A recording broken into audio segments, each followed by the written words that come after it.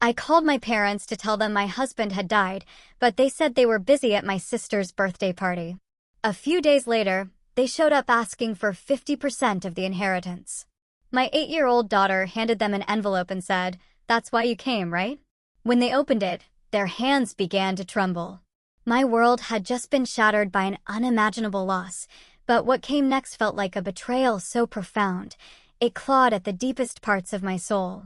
They say grief reveals a person's true colors, but I never imagined my own family's true colors would be painted in shades of greed and utter disregard. Our home, once a sanctuary filled with laughter, now echoed with a hollowness I couldn't comprehend. That Tuesday, the world didn't just stop, it crumbled. I'm Sarah, 32 years old, and last Tuesday, my husband Daniel died of a sudden heart attack. The shock still hasn't worn off. I called my parents, sobbing uncontrollably, begging for comfort, for understanding. My mother's voice, distant and tinged with annoyance, cut through my anguish. "We're celebrating Brooke's birthday right now. Can this wait until tomorrow?" That night, my 8-year-old daughter, Chloe, and I sat alone, clutching each other as our universe imploded.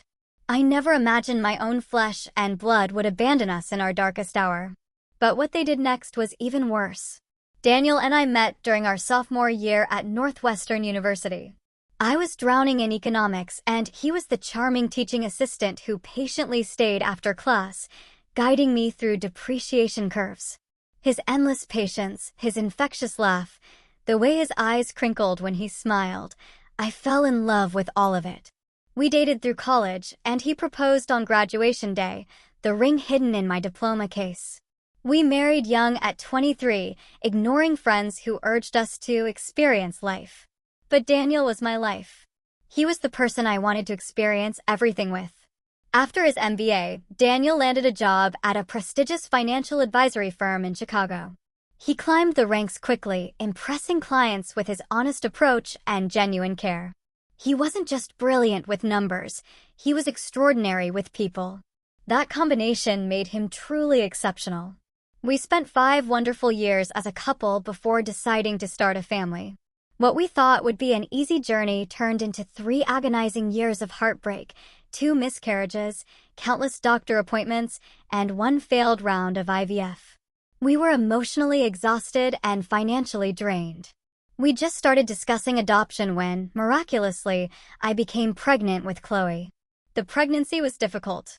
I was on bed rest for the final 2 months, and Daniel worked from home to care for me. He'd bring me breakfast in bed, gently massage my swollen feet, and read pregnancy books aloud to me and our unborn daughter. When Chloe finally arrived, Daniel cried harder than I did, holding her tiny body against his chest like she was the most precious, fragile thing in the world. For 8 beautiful years, we were the family I'd always dreamed of. Daniel coached Chloe's soccer team, despite knowing absolutely nothing about soccer. He learned alongside her, watching YouTube tutorials late at night after she was asleep. He never missed a school event, a doctor's appointment. His calendar was a mosaic of Chloe's activities, color-coded by importance. There were warning signs about his health that we both, perhaps carelessly, ignored. Occasional chest pains he attributed to stress, shortness of breath he blamed on being out of shape. Our doctor said his slightly elevated blood pressure was normal for a man approaching 40 with a high-pressure job. Take some aspirin. Exercise more. Cut back on sodium. Standard advice we took too casually. The morning it happened started like any other Tuesday. Daniel made pancakes shaped like dinosaurs while I packed Chloe's lunch. He kissed us both goodbye, promising to be home early for Chloe's school art show. His last words to me were, "Don't forget to pick up more maple syrup." The real stuff, not that corn syrup garbage. Such a tragically mundane final conversation. At 10:47 a.m., my phone rang. It was Jessica, Daniel's assistant. Her voice shook so violently, I could barely understand her. "Sarah, Daniel collapsed during a client meeting.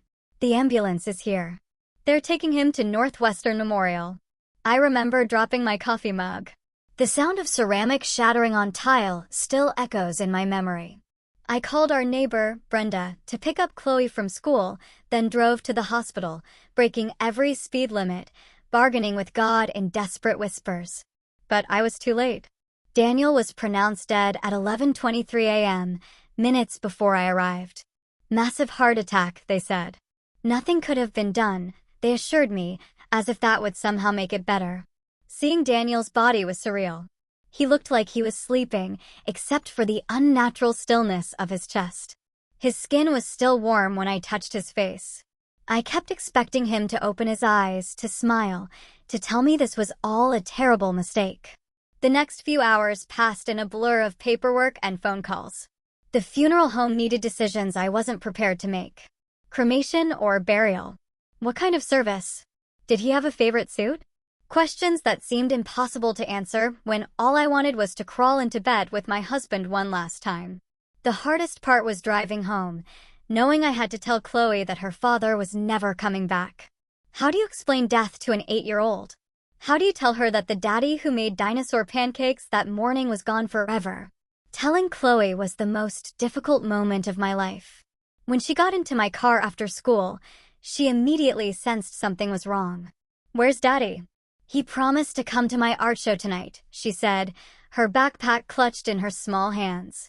I pulled over to the side of the road, unable to focus on driving.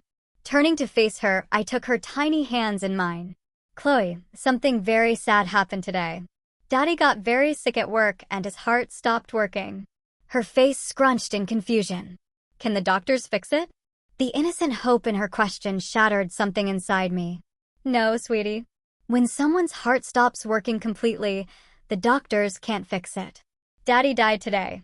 She stared at me for what felt like an eternity, her blue eyes, so much like Daniel's, processing this incomprehensible information. Then she asked, "Does that mean Daddy isn't coming home ever?" When I nodded, unable to speak through my tears, she let out a wail that didn't sound human. It was primal, the pure sound of a child's heart breaking. She threw herself into my arms, her small body shaking with sobs. "I want Daddy. Please, I want my daddy." There was nothing I could do but hold her and cry with her, parked on the side of the road as life continued all around us, oblivious to our shattered world. That evening, after I'd finally gotten Chloe to sleep in my bed, clutching Daniel's unwashed t-shirt for comfort, the full weight of my loss hit me. I sat on the bathroom floor, door closed so Chloe wouldn't hear, and broke down completely. The physical pain of grief was overwhelming, like being repeatedly punched in the chest. I couldn't breathe. I couldn't think. I needed my mom and dad. With shaking hands, I called my parents. They'd been married for 40 years, weathered losses together. Surely they would know what to say, how to help me through this impossible time. My mother answered on the 5th ring, the sound of laughter and music in the background. "Sarah, can I call you back? We're in the middle of Brooke's birthday dinner." "Mom," I choked out, barely able to form words through my sobs. "Daniel died this morning. He had a heart attack at work. He's gone." There was a pause. I heard her cover the phone and say something to someone else. When she returned, her voice was slightly more somber, but still distracted. "Oh my goodness, that's terrible. Are you sure? Maybe there's been a mistake."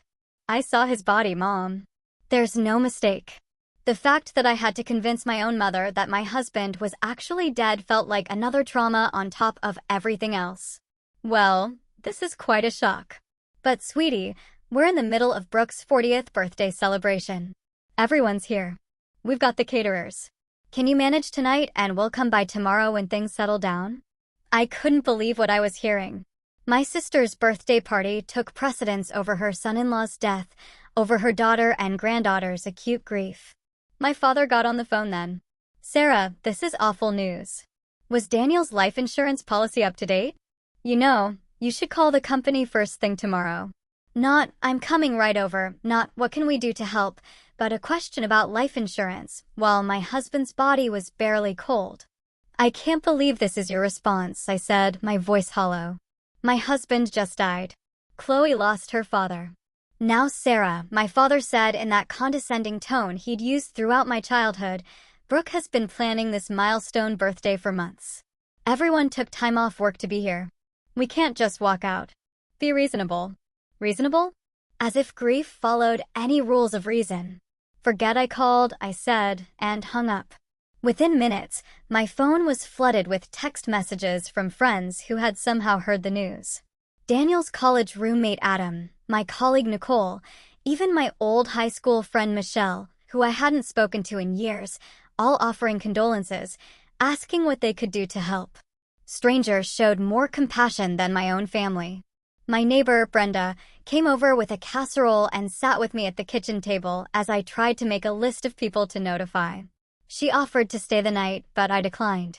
I needed to be alone with Chloe, to start figuring out how we would navigate this new, terrifying reality without Daniel. That first night was endless. Chloe had nightmares and kept waking up, calling for her daddy. I lay beside her, stroking her hair, and telling her stories about Daniel, about how much he loved her, about how brave he thought she was. Eventually, she fell into an exhausted sleep. But I remained awake, staring at the ceiling, the absence of Daniel's warmth beside me creating an unbearable void. Morning came, and with it the crushing realization that this wasn't a nightmare I could wake from. This was our life now. A life without Daniel. A life where my own parents couldn't be bothered to show up when I needed them most. Daniel's funeral was scheduled for Saturday, 4 days after his death. Those days passed in a fog of arrangements, paperwork, and trying to comfort Chloe while barely holding myself together. My parents called once, briefly, to ask what time the service started and if they should wear black or if it was a celebration of life with colorful attire. They didn't offer to help with arrangements or ask how Chloe was coping. The day of the funeral dawned bright and sunny, cruelly beautiful for such a dark occasion. Chloe insisted on wearing a blue dress because Daddy always said I looked like a princess in blue.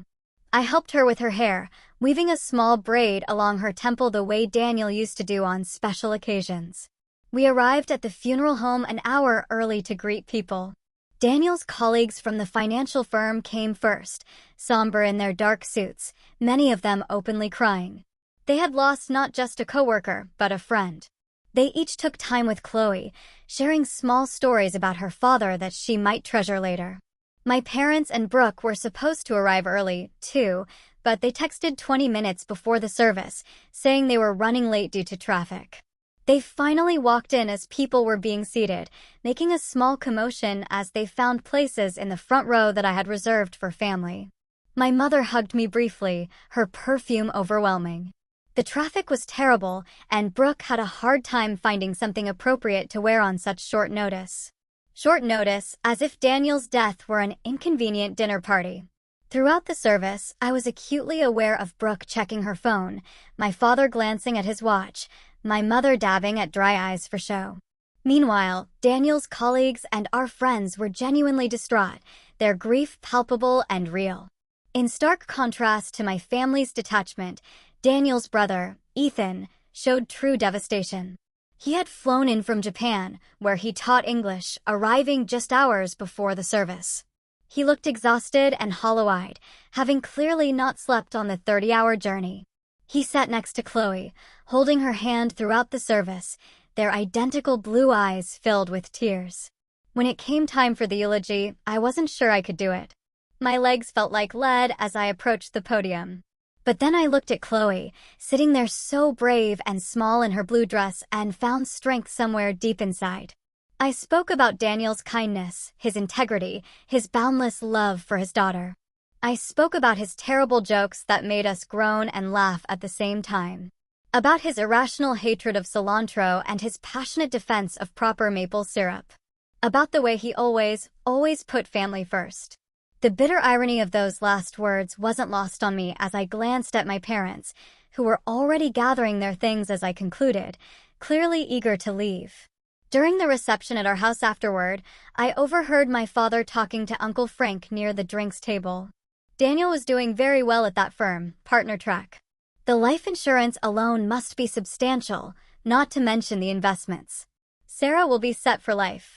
It took everything in me not to confront him then and there, to demand how he could be thinking about money on the day we buried my husband, but I was too emotionally exhausted, too focused on making sure Chloe was okay to start a scene.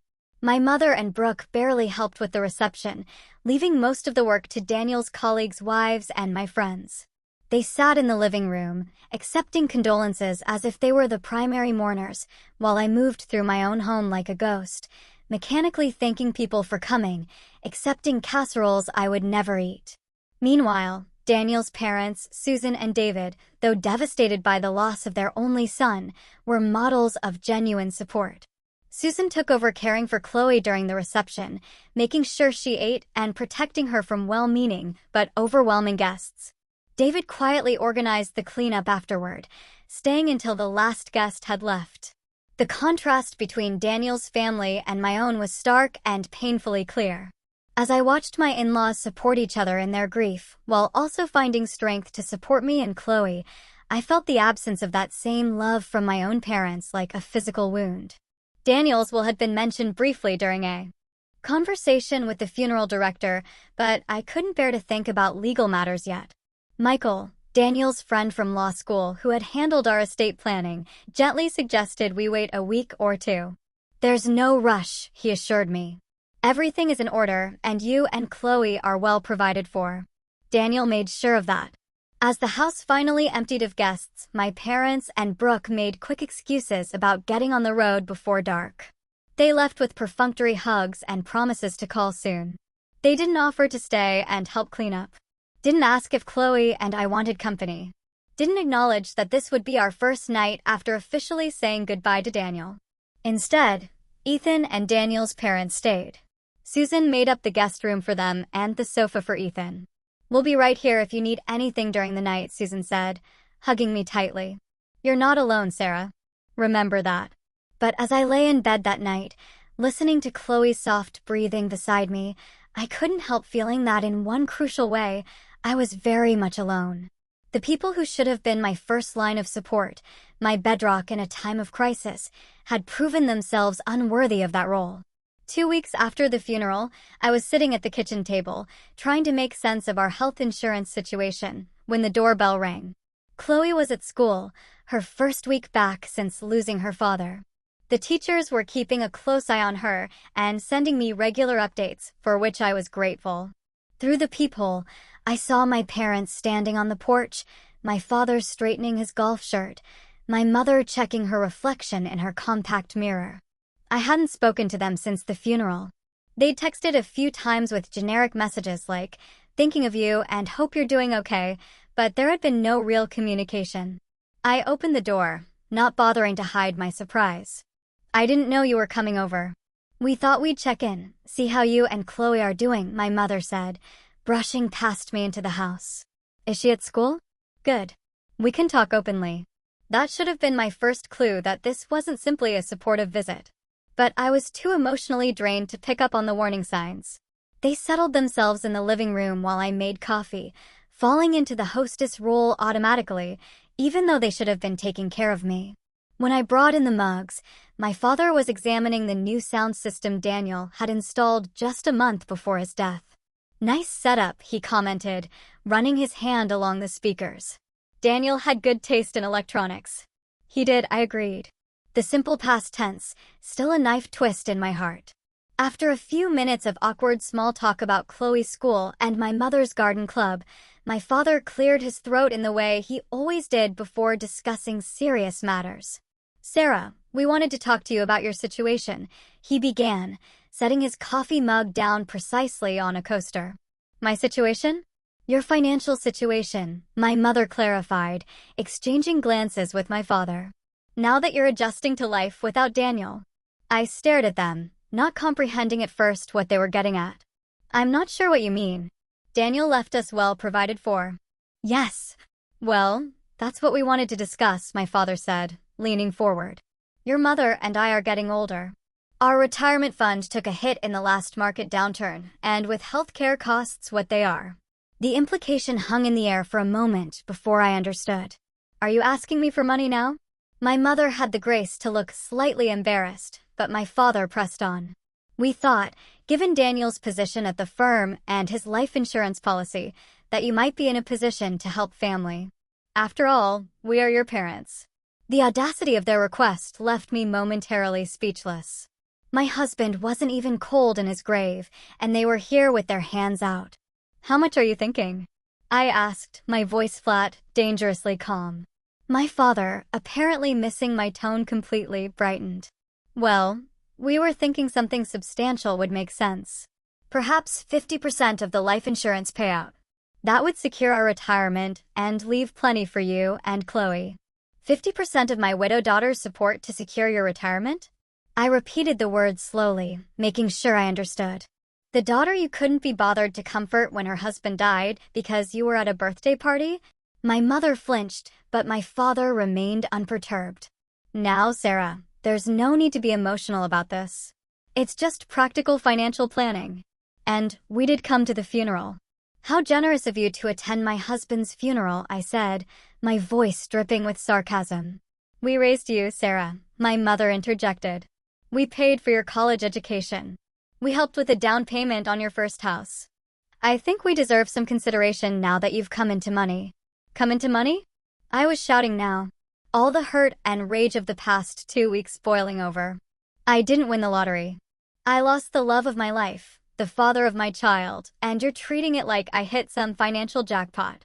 My father's expression hardened. There's no need to be dramatic.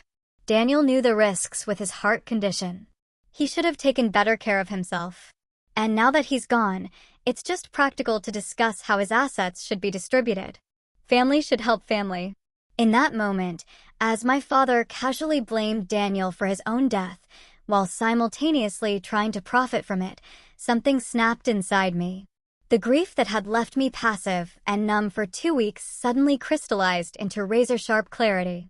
Get out, I said quietly. Sarah, be reasonable, my mother began. Get out of my house.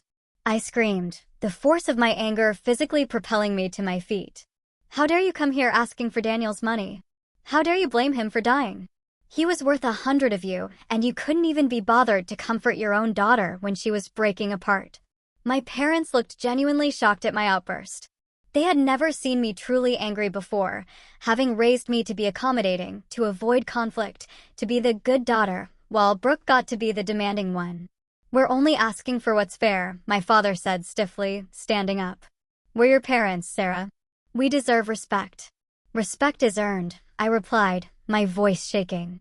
And you've earned none. Now get out before Chloe comes home, and here's what kind of people her grandparents really are.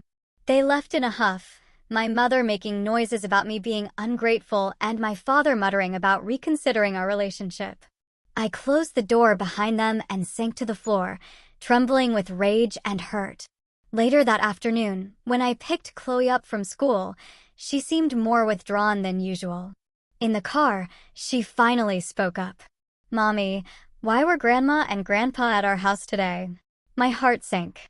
Did you see them? She nodded. Mrs. Miller let me go to the bathroom during math, and I saw their car from the school window. Did they bring something for us? The innocent question broke my heart anew. No, sweetie.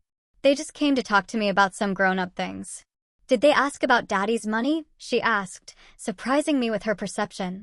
What makes you say that? Chloe looked down at her hands. I heard Grandpa at the funeral telling Uncle Frank that we would get lots of money because Daddy died. Is that true? That my 8-year-old daughter had overheard such a conversation made me physically ill. Chloe, your daddy made sure we would be taken care of. Yes, but money doesn't make up for not having him here with us. She nodded sagely. I would give all the money in the world to have Daddy back. Me too, baby, I whispered. Me too. That night, I called Ethan, who had returned to Japan but was planning to come back for an extended stay during his summer break to help us adjust. Are you kidding me? He exploded. They want half of Daniel's life insurance? That's insane, Sarah. I know. I still can't believe they actually asked, but I'm worried they might not let it go. My father can be very stubborn when he thinks he deserves something. Ethan was quiet for a moment.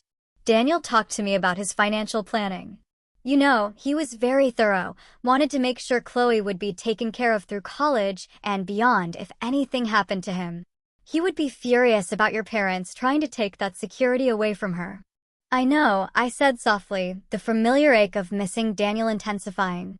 I think I need to talk to Michael about the legal situation just to be prepared.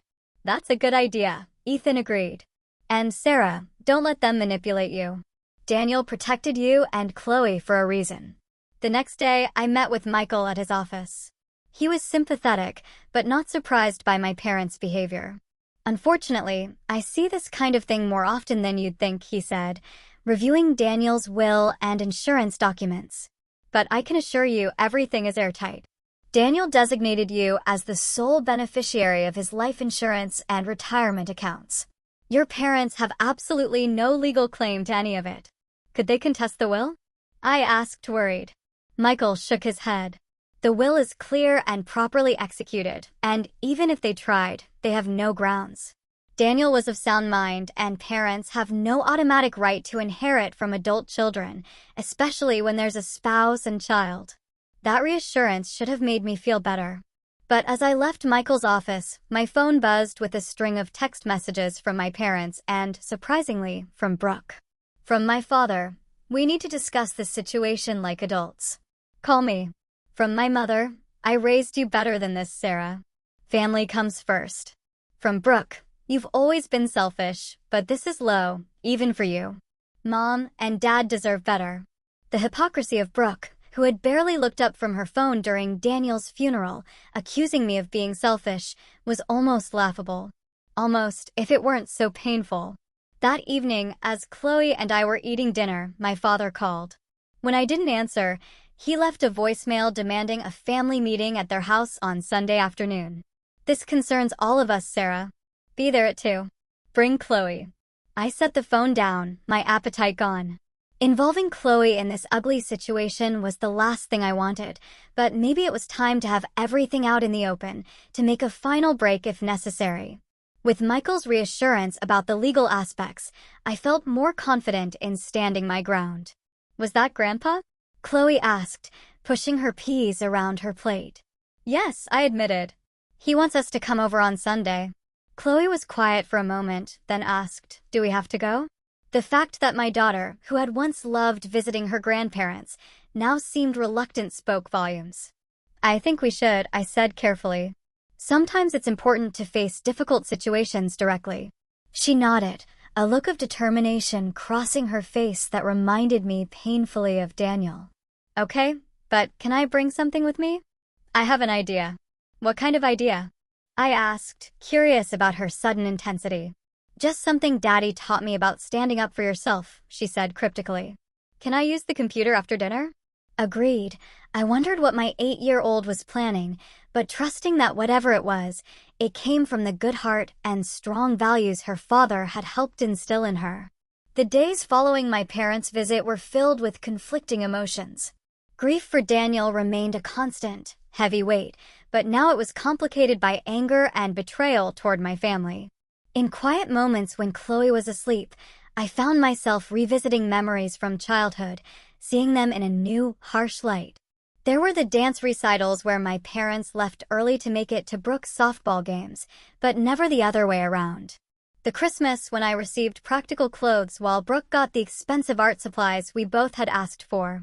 The way my academic achievements were expected while Brooke's C grades were celebrated as trying her best. Small inequities that seemed insignificant individually but formed a pattern when viewed collectively. I called Jessica, Daniel's assistant, who had become a friend in the weeks since his death. Am I overreacting? I asked her after explaining my parents' demand. Is it normal to feel this angry, or is it just grief making everything worse? Sarah, she said firmly, if my parents had done that to me, they'd be dead to me. What they did is beyond inappropriate. It's cruel. Her validation helped, as did a long conversation with Ethan that evening. He was planning to take a leave of absence from his teaching position to come stay with us for a few months. A kindness that brought me to tears. Daniel made me promise, he explained. Years ago, when you were pregnant with Chloe, he made me swear that if anything ever happened to him, I would be there for you both. I intend to keep that promise. The contrast between Ethan's loyalty to his brother's wishes and my own parents' behavior couldn't have been starker. Meanwhile, Chloe had been unusually focused on some project she was working on in her room, hunched over her desk with colored pencils and paper. When I asked what she was doing, she just smiled secretively and said, "Something important for Sunday." On Saturday, I decided to review Daniel's financial documents more thoroughly, wanting to be fully informed before the confrontation with my family. Daniel had been meticulous about our finances, keeping everything organized in a home office filing cabinet. As I went through the folders, I found a sealed envelope with my name on it in Daniel's handwriting. With trembling hands, I opened it to find a letter dated just 3 months earlier, around the time of his last physical. "My dearest Sarah," it began. "If you're reading this, it means the doctor's concerns about my heart were more serious than I let on. I didn't want to worry you, but I've updated our will and insurance policies just in case. Everything goes to you, with provisions for Chloe's education and future. Use it well, live fully, and know that my greatest joy was being your husband and Chloe's father." I broke down sobbing, both devastated that he had kept his health concerns from me and deeply moved by his foresight and care. Daniel had known there was a risk and had prepared for it while trying to spare me the worry. It was so typically him, both frustrating and loving in equal measure. The letter continued with specific instructions about the insurance policies and investments, but also included a paragraph that caught my attention. "I've set up a separate trust for Chloe that can't be accessed until she's 25, except for education expenses. This is important, Sarah. Your father has approached me twice about investment opportunities that were thinly veiled requests for money. I declined politely, but he seemed to think my death would create an opportunity for him to access funds through you. Don't let that happen. Your parents have made poor financial choices for years, and while I sympathize, Chloe's future cannot be compromised to bail them out." The revelation that my father had already tried to get money from Daniel while he was alive added another layer of betrayal. Daniel had protected me from this knowledge, probably trying to preserve my relationship with my parents. Even in this, he had put my feelings first. Armed with this new information, I called Michael again to verify that the trust Daniel mentioned was indeed secure from any claims. He assured me it was ironclad and also suggested I bring a copy of Daniel's letter to the family meeting. "It's not legally necessary," he explained, "but it might be useful to have Daniel's explicit wishes documented if they try to pressure you emotionally." Sunday morning arrived with a sense of impending confrontation. Chloe was unusually quiet as we got dressed, but there was a determined set to her small shoulders that reminded me of Daniel before an important client meeting. "Are you sure you want to come?" I asked her one last time as we prepared to leave. "You could stay with Brenda instead." She shook her head firmly. "I need to be there, Mom, for Daddy." On the drive to my parents' house, Chloe clutched a manila envelope to her chest, still refusing to tell me exactly what was inside. "It's a message from me and Daddy," was all she would say. As we pulled into the driveway of the suburban home where I'd grown up, I noticed several cars I recognized as belonging to my aunts and uncles.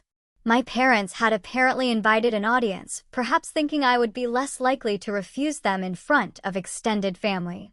"Ready?" I asked Chloe, my hand on the ignition. She nodded, her face solemn beyond her years. "I'm ready, Mom." "Don't worry." We walked to the front door, hand in hand, both of us drawing strength from the other. Before I could ring the bell, the door swung open to reveal my mother, dressed formally as if for church, her face set in a practiced expression of concern. "Sarah, Chloe, come in. Everyone's waiting in the living room." We followed her through the familiar hallway into the large living room where I'd spent countless childhood Christmases and birthdays. Now it felt like walking into an ambush. My father sat in his recliner, positioned like a judge presiding over a court. Brooke was perched on the arm of the sofa, scrolling through her phone. Around the room sat my Aunt Carol, Uncle Frank, and my father's brother, Uncle Paul, with his wife Laura. "Thank you for coming," my father said formally, as if this were a business meeting rather than a family gathering. "We have important matters to discuss." I remained standing, keeping Chloe close to my side. "Before we start," I announced, my voice steady, "I want to be clear that whatever you have to say, you can say in front of Chloe. She has a right to know what's happening in her family." My mother frowned. "Sarah, this is hardly appropriate conversation for a child." "If it's not appropriate for her to hear," I replied evenly, then it's not appropriate for you to be asking. This concerns her future, too. My father cleared his throat. Fine. We'll get right to the point. Your mother and I have been discussing the family financial situation. As you know, we helped you considerably throughout your life, from college tuition to the down payment on your first house. I bit back the retort that they had paid half as much for my education as they had for Brooke's art school, which she never completed. This wasn't the time for old grievances. We believe, he continued, that given the substantial windfall you've received from Daniel's passing, it's only fair that you assist the family in return. We're proposing a distribution that would secure our retirement and also provide some assistance to Brooke, who, as you know, has struggled financially as an artist. Brooke looked up from her phone long enough to give me a smug smile, as if my husband's death were some cosmic balancing of the scales between us. I've prepared a breakdown of what we consider a fair distribution, my father said, passing me a printed document. As you'll see, we're suggesting 50% of the life insurance proceeds be directed to your mother and me, with an additional 15% allocated to Brooke. I scanned the document, which detailed not just percentages, but actual dollar amounts. They had somehow discovered the exact value of Daniel's life insurance policy, likely through Uncle Frank, who worked in the insurance industry. You want 65% of the money that's meant to secure my daughter's future after losing her father? I stated flatly. Money that Daniel earned and specifically designated for us. Family takes care of family, Sarah, my mother interjected. Your father and I are getting older. Our medical expenses are increasing, and you have to think about the bigger picture. The bigger picture, I repeated. Like how you couldn't be bothered to leave Brooke's birthday party when my husband died. That bigger picture. Uncomfortable silence fell over the room. Aunt Carol shifted in her seat, looking embarrassed. At least someone had the decency to recognize how inappropriate this all was. Now, Sarah, my father said in his patronizing tone. We've apologized for that unfortunate timing. But you have to understand, we had guests from out of town. We couldn't just leave. Actually, you could have, I replied. You chose not to. This isn't productive, Brooke cut in. The point is, you're suddenly rich while the rest of us are struggling. Mom and Dad sacrificed for you your whole life. They deserve security in their old age. And what about Chloe's security? I asked, my voice rising despite my efforts to stay calm. Do you think Daniel died so that you could buy a new car or go on cruises? That money is for his daughter's future. My father stood up, his face reddening. Now you listen here. We are your parents. We raised you, fed you, clothed you. You owe us respect and consideration. Respect. I laughed bitterly. You haven't shown me or Chloe an ounce of respect or genuine concern since Daniel died. All you care about is what you can get from us. That's not true, my mother protested weakly. We care about you, Sarah. We're just trying to be practical. Practical would be asking how your granddaughter is coping with losing her father. Practical would be offering to help with meals or housework or emotional support. Not this vulture behavior. The room fell silent again. Uncle Paul looked uncomfortably at the floor while his wife Laura glared at my father, clearly as appalled as I was. Into this tense silence, Chloe suddenly stepped forward, still clutching her envelope. I have something to say, she announced in a clear, strong voice that startled everyone. My mother attempted a condescending smile. Sweetie, the adults are talking about important things right now. Chloe stood her ground, channeling Daniel's quiet confidence. This is important, too. It's about my daddy and what he would want. All eyes turned to her, this small figure standing so bravely in the center of adult conflict. Even Brooke put down her phone. Daddy taught me that when people show you who they really are, you should believe them, Chloe said, her voice only slightly trembling. And when people only come around when they want something, they're not really family. She turned to face my parents directly. You didn't come to see us when Daddy died. You didn't help Mom when she was crying every night. You didn't ask me if I was okay or if I needed anything. You only came when you wanted money. The raw truth from an 8-year-old's mouth seemed to land differently than when I had said similar things. My mother's carefully composed face crumpled slightly while my father seemed at a loss for words. Chloe opened her envelope and pulled out a sheet of paper. I made something for you because I know that's why you really came to see us. She walked over and handed the paper to my father. It was a child's drawing, but as I glimpsed it over his shoulder, I saw it was designed to look like an invoice. At the top, in Chloe's careful handwriting, it read, "For real love and support."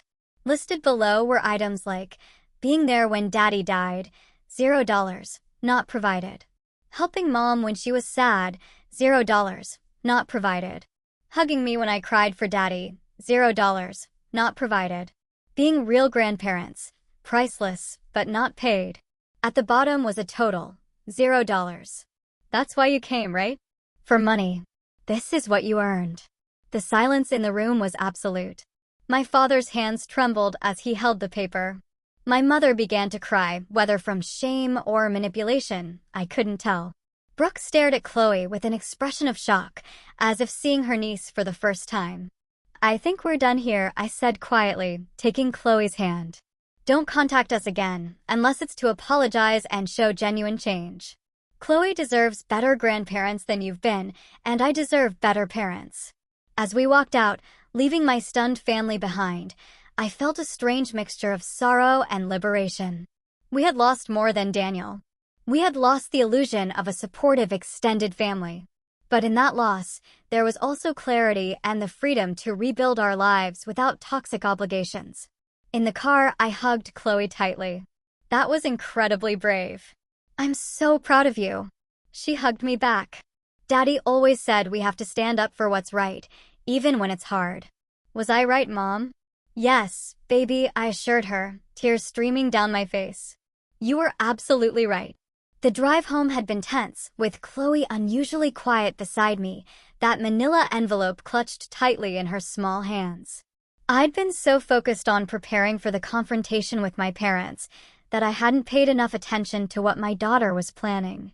Now, as we drove away from the house where I grew up, I felt equal parts pride in her courage and sadness that she had to grow up so fast. "Chloe, how did you come up with that idea for the bill?" I asked. She gazed out the window for a moment before answering. "Daddy and I were watching a movie once where someone gave an invoice to a mean person. Daddy said, sometimes people need to see on paper what they're really worth." Her voice cracked slightly. "I think Grandpa and Grandma needed to see that they haven't been worth much to us lately." The wisdom in her words, echoing Daniel's values, brought fresh tears to my eyes. "Your daddy would be so proud of you today," I told her, reaching over to squeeze her hand. "So am I." My phone began buzzing incessantly with calls and texts from my family, but I ignored them all. This wasn't a negotiation. It was a boundary being firmly established. Whatever fallout came from this confrontation would have to wait until Chloe and I had processed what had happened. When we got home, Ethan was waiting on our porch. He had flown in early from Japan, wanting to surprise us, and Brenda had given him the spare key to wait inside. Seeing him, so much like Daniel in his gestures and smile, was both painful and comforting. "How did it go?" he asked, embracing us both. "Aunt Sarah was amazing," Chloe declared before I could answer. She stood up to Grandpa and made him see that he was being mean about Daddy's money. Ethan raised an eyebrow at me. "Aunt Sarah." I smiled despite everything. Apparently, I've been promoted from Mom to Aunt Sarah for bravery points. Over dinner, we told Ethan everything that had happened at my parents' house. His expression darkened when I described my father's distribution plan, but he broke into a proud smile when Chloe explained her invoice idea. "That's pure Daniel right," he said, ruffling Chloe's hair. Creative problem solving with just the right amount of well-deserved guilt trip. That night, after Chloe went to bed, Ethan and I sat in the kitchen, drinking tea and talking about next steps. "They'll try again," he warned me. "People like your parents don't give up easily when money is involved." I nodded, thinking of my father's stubborn persistence throughout my childhood. "I know, but I'm not going to give in. Not just because it's wrong, but because it would betray Daniel's explicit wishes." "Have you thought about what this means for your relationship with them going forward?" Ethan asked gently. It was a question I'd been avoiding since the confrontation. "I don't know," I admitted. "Part of me wants to cut them off completely. They've shown their true colors so clearly. But another part of me wonders if that's fair to Chloe. They're her only grandparents on my side. Are bad grandparents better than no grandparents?" Ethan countered. Daniel's parents adore Chloe, and they actually show up for her. Quality over quantity, right? He had a point. Susan and David had called Chloe every other day since Daniel's death, sent care packages, and were planning an extended visit. They were grieving too, but they put their granddaughter's needs first. The next morning, my phone showed 8 missed calls from my mother, 3 from my father, and 1 from Brooke. There were also numerous text messages ranging from angry accusations to tearful apologies that felt more like manipulation than genuine remorse. I decided to respond to just one message from my mother. We need to talk about what happened. My reply was simple. There's nothing to talk about until you can acknowledge the harm you've caused and show real change. Chloe and I need time and space. Then I blocked their numbers, a temporary measure to give us breathing room. I also emailed Michael to inform him of what had transpired and asked him to be on alert for any legal maneuvers my parents might attempt, though he had assured me they had no grounds for any claims. Over the next few days, my parents tried various approaches to re-establish contact. They sent flowers with apology cards that spoke vaguely of family misunderstandings. They attempted to reach me through mutual friends. My father even showed up at my workplace, only to be turned away by security when I refused to see him. Surprisingly, it was my Aunt Laura, Uncle Paul's wife, who provided an unexpected source of support. She called from her personal phone, which I hadn't blocked, asking if we could meet for coffee. Wary but curious, I agreed. I want you to know that not everyone in the family supports what Brad and Carol did, she told me when we met, referring to my parents. Paul and I were horrified. We only went to that meeting because they told us it was about planning a memorial scholarship in Daniel's name. Her honesty was refreshing, and it helped to know that not all of my extended family were complicit in my parents' scheme. They've always favored Brooke, Laura continued, confirming what I'd felt but doubted for years. We've all seen it, but no one wanted to interfere. Maybe we should have. A week after the confrontation, a formal letter arrived from my father, written on his business stationery, as if to lend weight to his words. It stated that unless I was willing to come to a reasonable financial arrangement with them, they would be forced to reconsider our relationship with you and Chloe entirely. It was meant to be threatening, I suppose, this idea that they would cut us off. Instead, it felt like permission to move forward without the burden of toxic relationships. I filed the letter with Michael in case it was ever needed as evidence of their intentions. 2 weeks after our confrontation, my mother tried a new tactic, showing up at Chloe's school at pickup time. Fortunately, I had already informed the school about the situation, and they called me immediately. By the time I arrived, the principal had politely but firmly asked my mother to leave, reminding her that only authorized individuals could interact with students. Standing in the school parking lot, my mother looked smaller somehow, less imposing than she had throughout my childhood. "You're turning everyone against us," she accused when she saw me. "No, Mom. Your own actions are doing that," I replied evenly. "Please don't come to Chloe's school again. If you want to rebuild a relationship with us, it needs to start with respect for our boundaries. We're your parents," she protested, tears forming in her eyes. "You can't just cut us out of your life." "I'm not cutting you out," I clarified. "I'm asking you to step back and reconsider how you want to be part of our lives. Do you want to be the grandparents who support and love Chloe unconditionally? Or the ones who saw her father's death as a financial opportunity? The choice is yours. But there are consequences either way." She didn't have an answer for that, and we parted without resolution.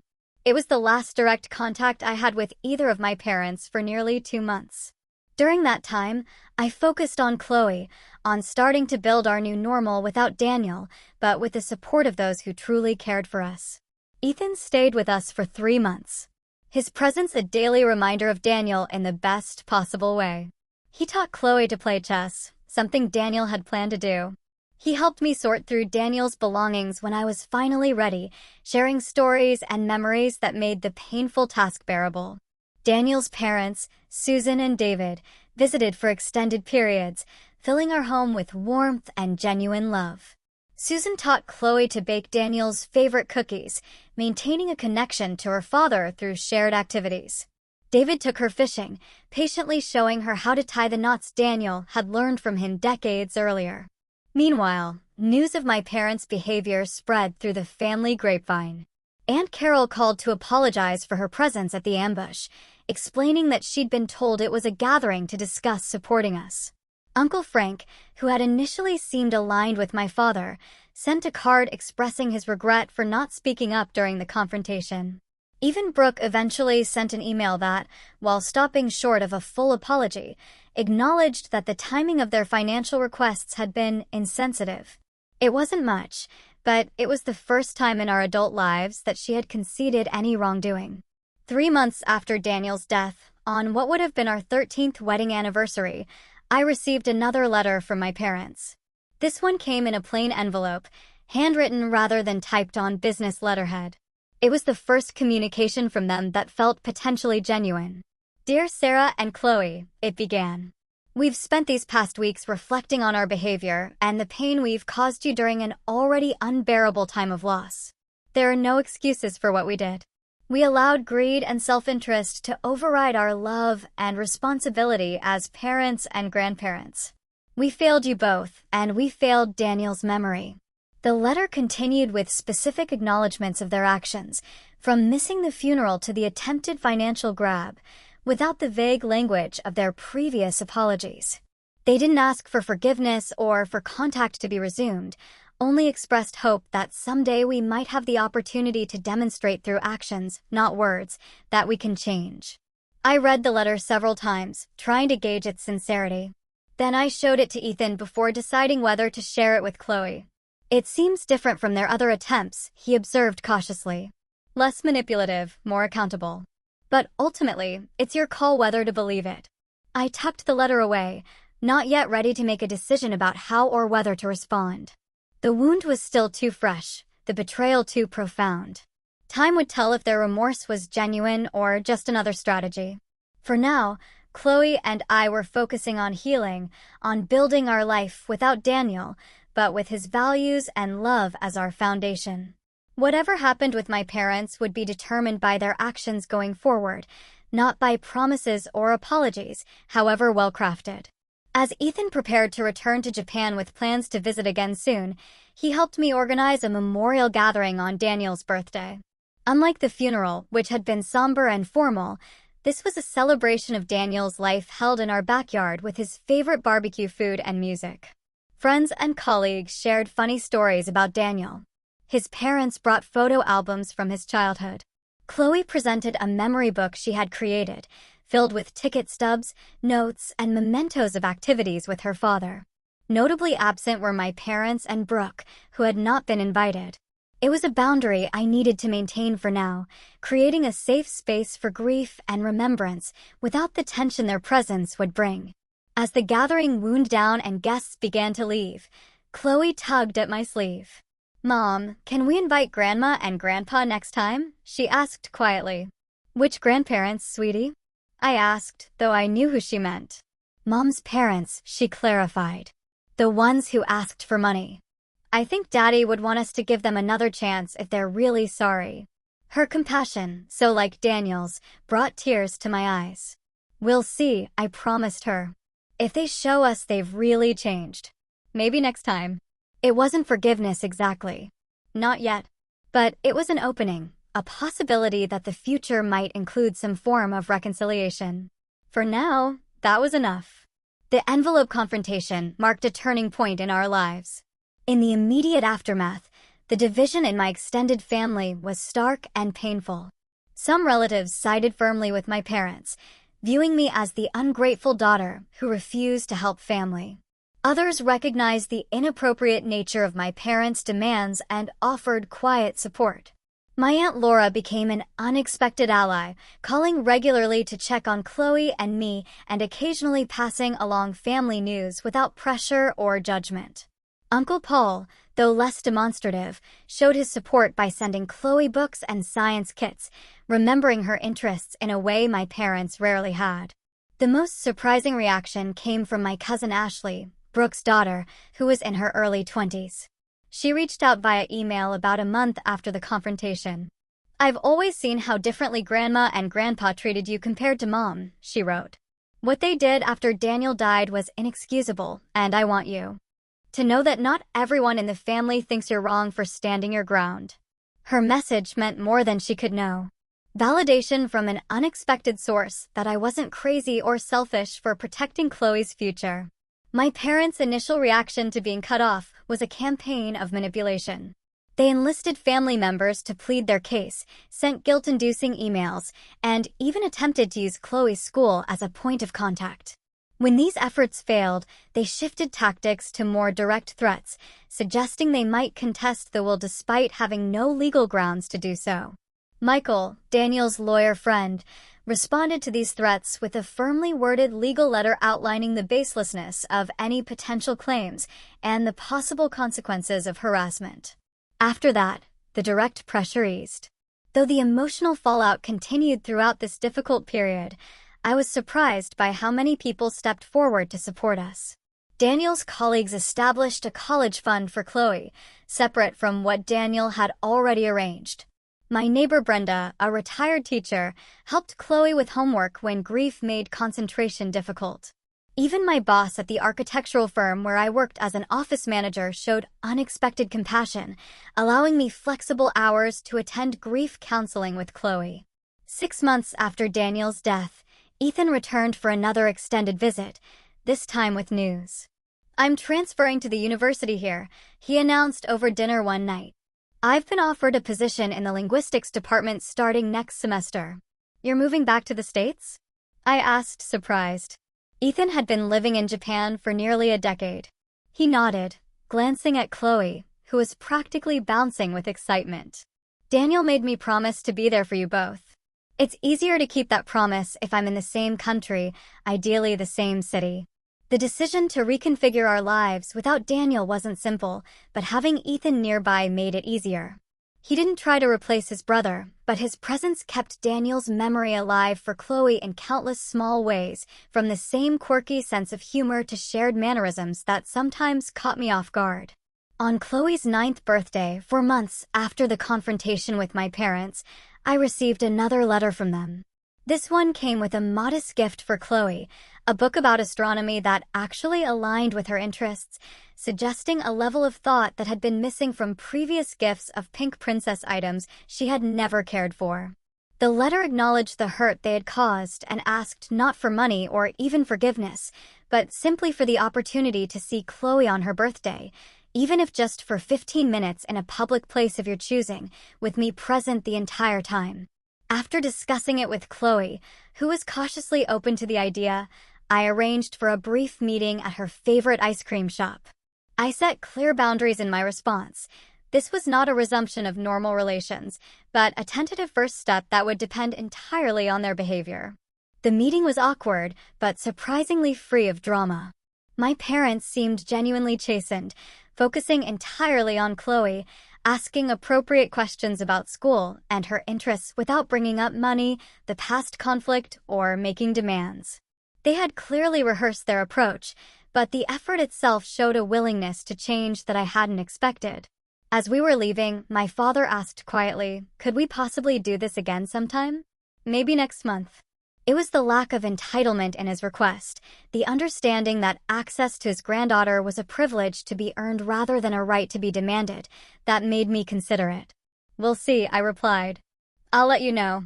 That tentative beginning led to carefully structured, occasional visits over the next few months. My parents remained on probation, so to speak, but they consistently respected the boundaries I established. They never mentioned money again, never tried to see Chloe without my permission, and gradually demonstrated through actions rather than words that they understood the damage they had done. A year after Daniel's death, we held a memorial service on the anniversary.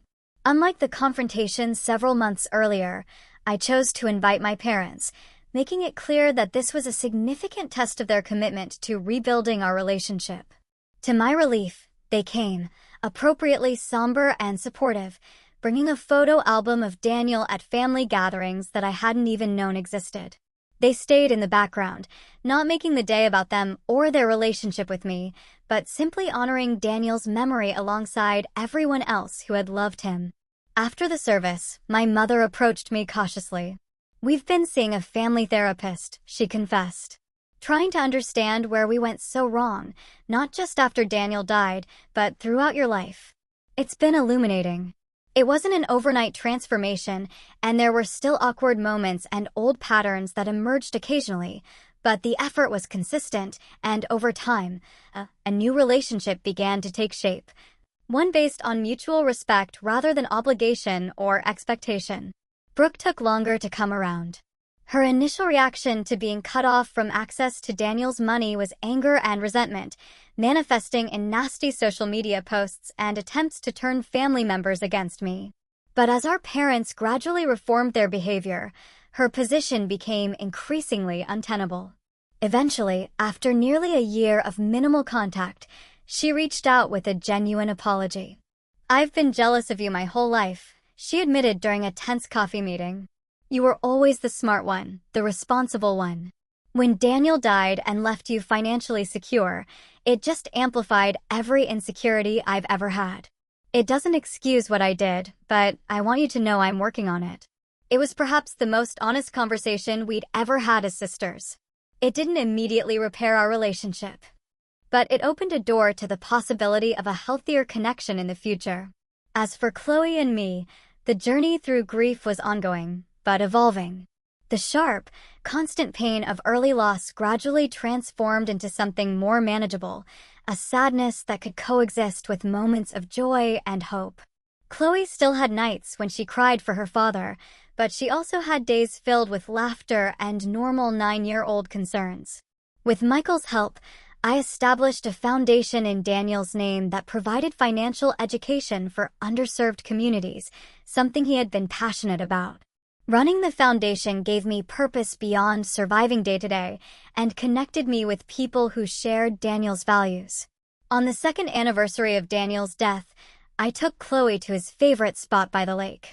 We sat on a bench watching the water, remembering him together. "Mom," Chloe said thoughtfully, "I think the envelope I gave Grandpa and Grandma helped them." "What makes you say that?" I asked. "Well, they're different now. They listen more. They ask about my feelings. They remember what books I like."